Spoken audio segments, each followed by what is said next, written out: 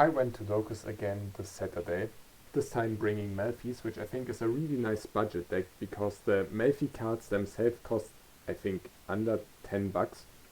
It's really cheap, and I just quickly want to show my deck and maybe later go over the one combo it has. First, for my Melffys, I was playing 3 Wally, which is the best monster in the deck. When you search a Melffy card or a Melffy monster, it's usually Wally, because with Wally you can summon Puppy and Catty. Then for other Melffy names, I was also playing Fanny and Pony. These all have the same effect, that when your opponent summons a monster, or if they are attacked, the Melffys are attacked, you can get them back into your hand and get a special effect. Wally summons 2 Melffys from the deck. Puppy summons level 2 or lower beast from the deck. Catty searches a beast monster from deck to hand. Fanny special summons a beast from the hand, and Pony returns a beast from the graveyard to your hand. And the last Melffy monster I play is Melffy Pinny. This one does not have the effect of all the others. It has the effect that if you have returned a Melffy from the field to your hand this turn, you can special summon Melffy Pinny, and then immediately after you special summoned it, perform a synchro summon with Pinny and Melffys in your hand. This is very nice. It allows you to synchro summon on your opponent's turn, and Melffy has a very nice synchro monster, and you can also make some more generic synchro monster, because none of these cards lock you into beast, so you can make very nice plays on your opponent's turn. And then for the Melffy spell and traps, this also has the effect in your end phase you can attach it to an Xyz monster. This didn't come up this tournament, but that's a really nice effect to have, especially in the grind game, because you can do it over and over again.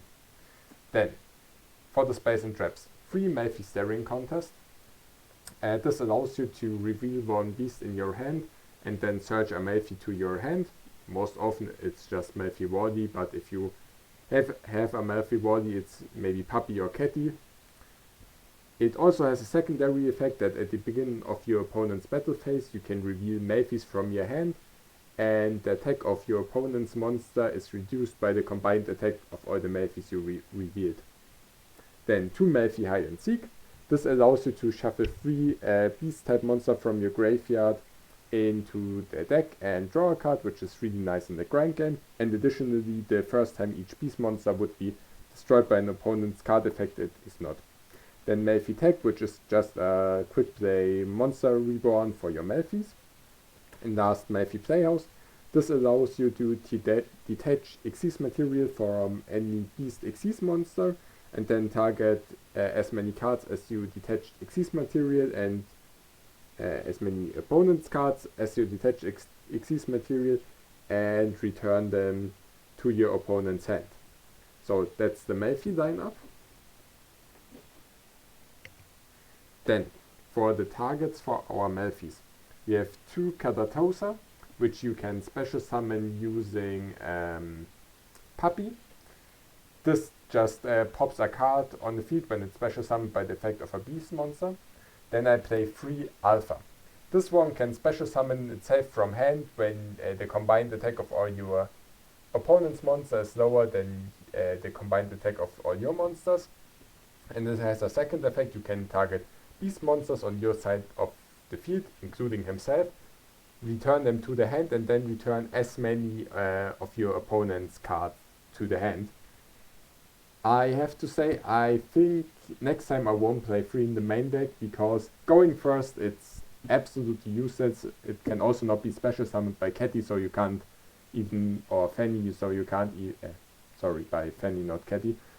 So you can't even put a big body on the enemy turn on the field, so I think I will just cut 1 or 2 in the main deck and play them in the side deck for next time. But it's also not bad to play. It's very nice to get rid of your opponent's board. And then last, for the targets that Catty can search to hand, Hop Ear Squadron. This allows you to during your opponent's main phase, target a monster on your field and then special summon Hop Ear Squadron and immediately perform a synchro summon using Hop Ear Squadron and the targeted monster.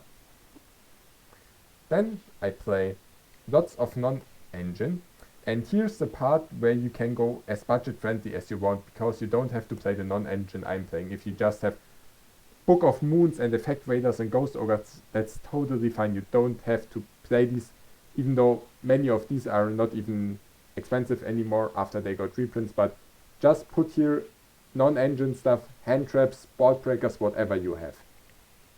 But I played 3 Ash, 3 Ghost Bell, 3 Nip, 1 Tactics, and 3 Imperm.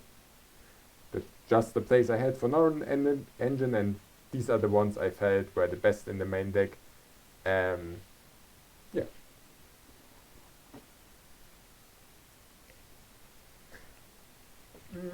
Then for the extra deck, first the Melffy of the Forest. This allows you to search detach a material and search a Melffy card from the deck, which is really nice. And it also has a fact that when another Melffy card is returned from field to hand, you can target a monster your opponent controls, negate its effect, and it cannot attack as long as it's on the field. Then Melffy Mummy. This card has a quick effect that it can attach a beast monster from your hand or the field as material, and it gains different effects depending on the materials. At 3 effects, it can't be at 3 materials, it can't be destroyed by battle. At 4, you take no damage involving battles with this card, and 4 is if it attacks an attack position monster, the enemy takes damage equal to the attack of the attack position monsters. To be honest, I haven't used this much, but I think that's kind of my fault. There are some use cases I'm sure, but I just like the more control playstyle and not just sit on a Melffy Mummy that doesn't really do anything but block the enemy, because its effect at 5 materials is very nice, but getting the 5 materials there is kind of time consuming and not so worth it, I think. Then Joy's Melffy. This one, you can detach your materials and your Melffys can attack directly this turn, which can be nice, for example, to make Zeus. And it has a second effect that you can target a Beast Xyz monster, return it to the extra deck, and then special summon as many beast monsters from your graveyard as the monster you return from to the extra deck had materials. Then Merry Melffy. This is really nice. This is one of the synchros you're gonna be making a lot on your opponent's turn. When it's summoned, you can target a monster, one face-up monster your opponent controls, and return it to the hand, which is really nice interruption. And with Penny, you can make this almost at any point during your opponent's turn. Then second effect, again with the Melffys, when a monster is summoned or if this card is attacked, you can return it to the extra deck and special summon an Xyz monster from the extra deck. Then, one of the most important cards, Desert Locust, because you can make this in your opponent's turn. When this is summoned, there's a magnetory effect that the turn player discards a card, so be a bit cautious when you use this effect, when you summon this, because if you summon it on your turn, you have to discard a card, but if you summon it on your opponent's turn, your enemy has to discard a card. And it has a second effect that you can quick effect synchro summon on your opponent's turn, and the 2 main targets for that.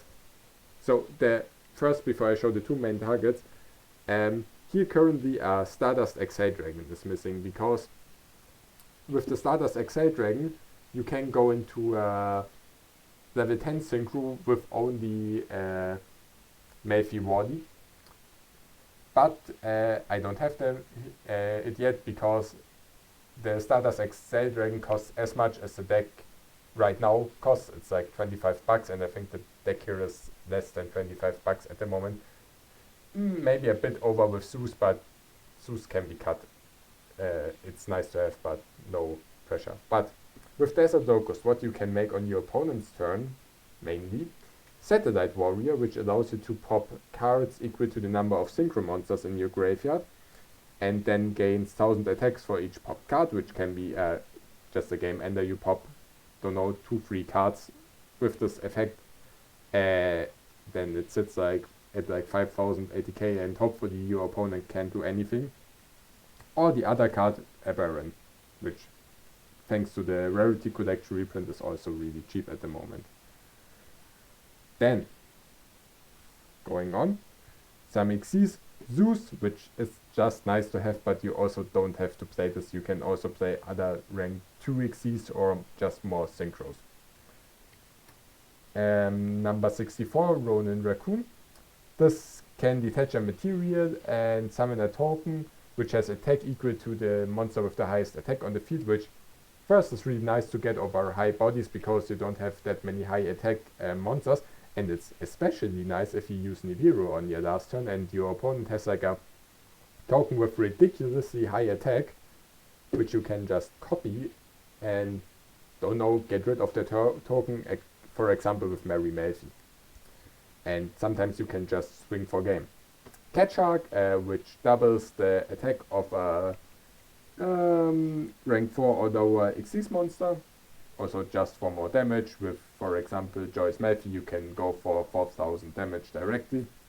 Psyframe Omega is also a target for the Desert Locust, which allows you then to rip 2 cards out of your opponent's hands, which can just be turn ending if he has only 2 cards in his hands and not really anything to any more extenders on field or graveyard.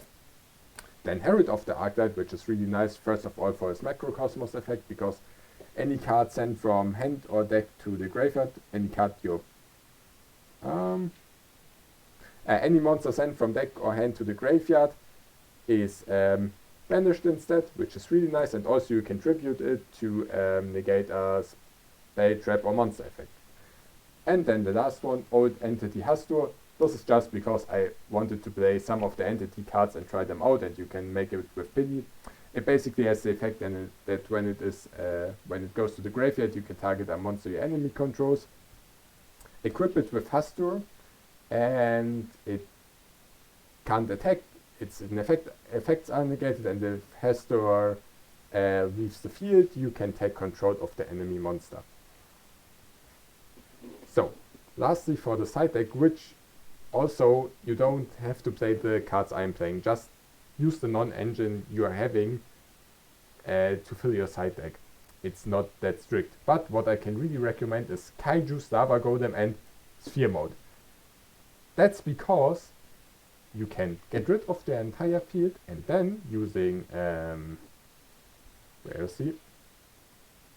Mary Melffy, you can bounce the Kaiju, the Sphere Mode back to your hand, which means you can do it over again next turn. I mean, if your opponent is smart, he won't play into Sphere Mode 2 times, but with the Kaiju, he hasn't really much to play around. He either leaves his field empty or he gets Kaiju'd again.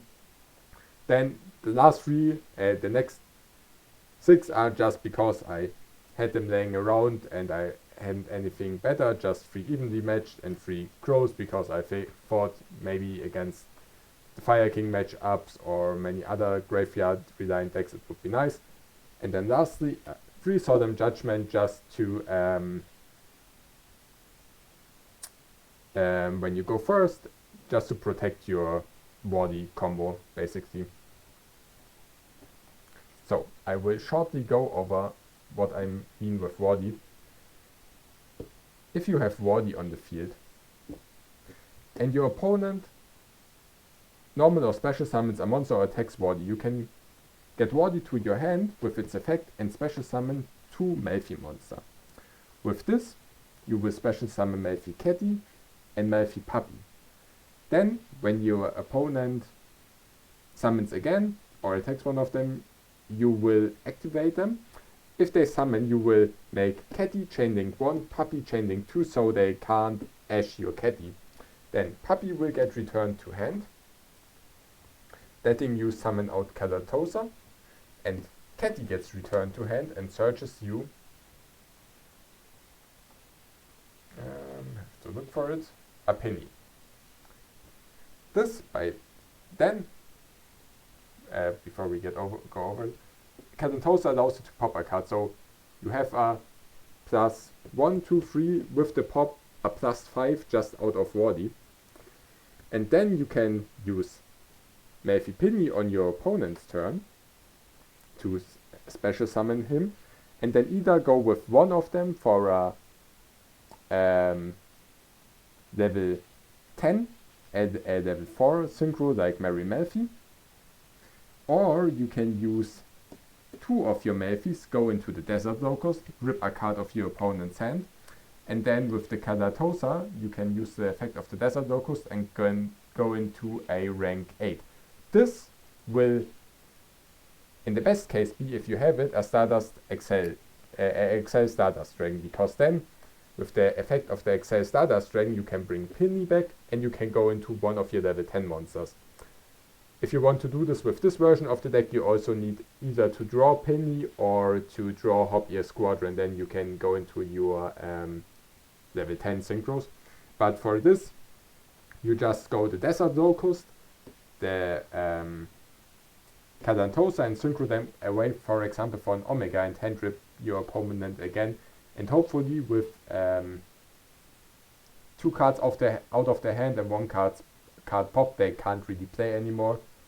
But you can also go for other combos here. As I said, you can use the Melffy Penny and one of your Melffys in hand to just go into a level 4 synchro like Hester or Herald of Arclight or Mary Melffy, and continue your plays like that. And in the best cases, this is not the only form of interaction you have, because you play quite a high amount of non-engine, and also you may have more Melffys to play around with. Yeah, I hope this is helpful. I really enjoyed the deck. Before I end it, I just want to go over the matches I played. First match was against Branded, which I lost 0-2. I had a really hard time because, and I will be honest, the only thing I know playing against Branded is that I showed Ash Branded Fusion, and that's it. I'm not really that experienced yet with playing against Branded, and that's the main reason I lost.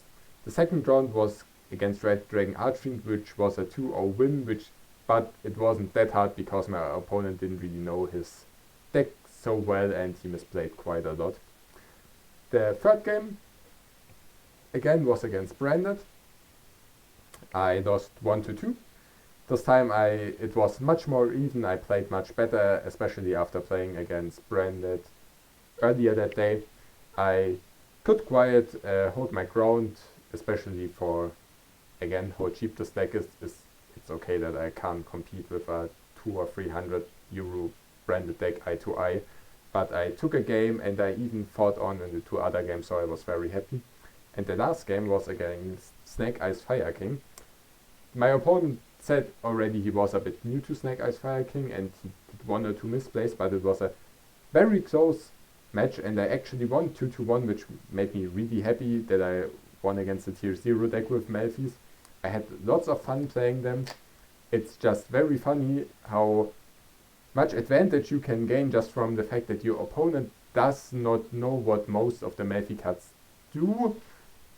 Most people know like Catty and Penny from the Sprite deck, but not much more, and you can really use that to your advantage, and you can, especially if you can get to the grind game, you just can get so much advantage because all the Melffys always return to hand, so you can special summon them out in your next end phase. And with Melffy Hide and Seek, which is this here, you can also shuffle them back from the graveyard when they get in the grave, for example for synchro summoning, and draw a second card each turn additional to your draw phase, which outgrinds a lot of decks. I mean, not the top meta, but if you just want to play locals and have a good time, I think it's really good and quite solid and it's a lot of fun. Also, you have artworks of little cute animals in a nice pastel style. So yeah, I hope this was helpful, and yeah, that's it.